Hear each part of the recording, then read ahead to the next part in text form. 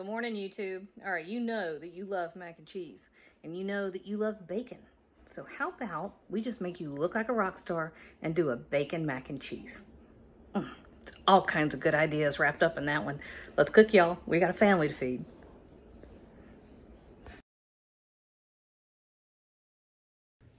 All right, this is actually Joey's recipe. He informed me the other day that he would simply make pasta, sprinkle bacon in it, and then mix shredded cheese in, which I'm like, all right, son, that's a good start, but I think we can do a little bit better. So this is Joey's. Look at that. Add a paper off of my butter. You don't want to include that. This is Joey's bacon mac and cheese. It's pretty flippin' good, if I do say so myself. So I have about, I don't know, 2-3 tablespoons of butter over here, and I'm going to add 2-3 tablespoons of flour. You can see it's not really super exact. It doesn't have to be. We're just making a roux at this stage. And this is the sauce that's going to kind of envelop our pasta. Now, because this is a very loose sauce, I like this big chunky pasta. What's this called, Ricky? Penne? Yep. Maybe. Penne. All right, taste your pasta. Does it have ribs around it? It has ribs. That's penne. Okay. Penne. Ricky said so. I think so. I salted the water, but I didn't salt it enough. So I'm actually going to give the naked pasta a little bit of seasoning itself. I just simmered that off according to the package directions. I've drained it. Gave it a tablespoon of oil or so, and it's just sitting here waiting on me now. So anyway, taste your pasta, because it can get pretty bland. All right, so here is here's our roux. Takes 2 seconds. Cream cheese. Now, cream cheese has a pretty high butterfat content. I want to tell you 53%. I don't really know where I got that number. There's a very good possibility that I completely made that up. I don't know. It does have a high butterfat content. Not quite as high as butter, which is in the 70s, I think. Also could have made that up. I don't know. So this is not a pasta for the faint of heart. All right, so we're gonna mix a couple things into our sauce. That is about a teaspoon of garlic powder, teaspoon or 2 of black pepper, teaspoon of kosher salt. Put another teaspoon over there in our pasta. So we got a couple teaspoons all together. Season each of your elements so that the whole thing tastes seasoned, and then nothing will taste salty. All right, now cream cheese doesn't like to melt smoothly, so we're gonna help it. I have a couple cups of whole milk. We're gonna add just a splash and keep stirring. And you can see it will start. Oh, that's a glare. How do we not have? It will. Oh, look, I spilled it on the counter. It will start to break down. Let's see if that's any better. A little bit. Your cream cheese will begin to incorporate once that liquid is heating up around it,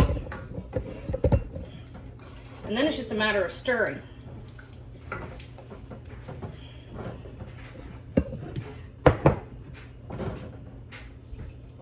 There we go. All right, this is all I'm doing here for the next couple minutes. I'm just stirring and adding a splash of milk, and then I'm stirring and adding a splash of milk, okay? So I'll be back when there are no more splashes of milk.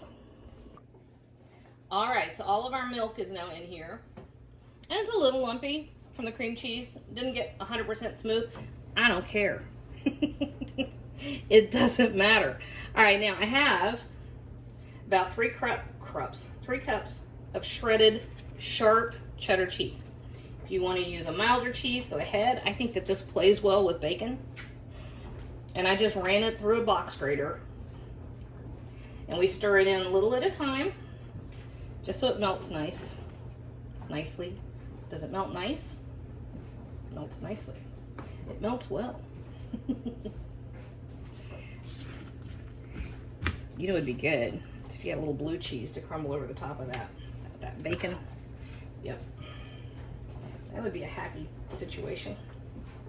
I also have a little package of bacon back here that I cooked off. I cut it into tiny pieces and then I cut it and rendered it and, you know, did all that thing. That's what that is, bacon. Okay, so here is our sauce.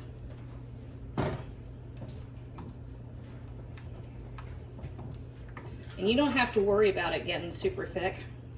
Most of your flour taste, raw flour taste, is already cooked off. Just get it nice and combined. All right. So here is our package of penne. And it seems like this is super saucy. That's fine. Your penne, once this sits for just a bit, will absorb.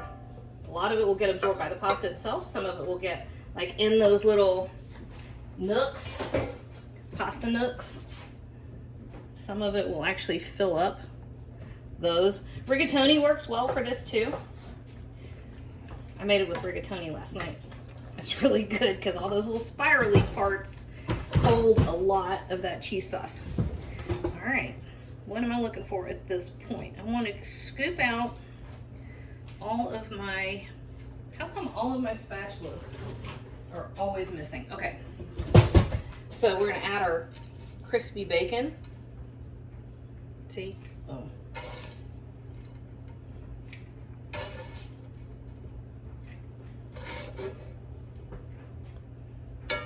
I'm surprised at, well, half the time when I do a video with bacon, I end up sticking it up in the cupboard to keep the kids from coming through, because each kid comes through and gets 3 or 4 pinches and then there's no bacon left. And so I put it up in the cupboard to make sure they can't get it. And then I forget that I put it up there and I don't end up putting it. I've done that probably on 3 different videos. Once I found it in the apple. I have a stoneware apple. Found it in that like 2 days after I was supposed to put it in the video. All right, guys, guess what? That's all there is to this. It's done. Look how beautiful that is.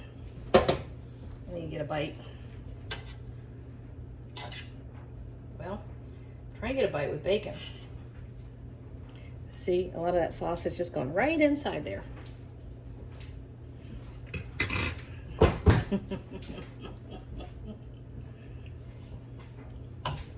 Sometimes I amaze myself. This is one of those times.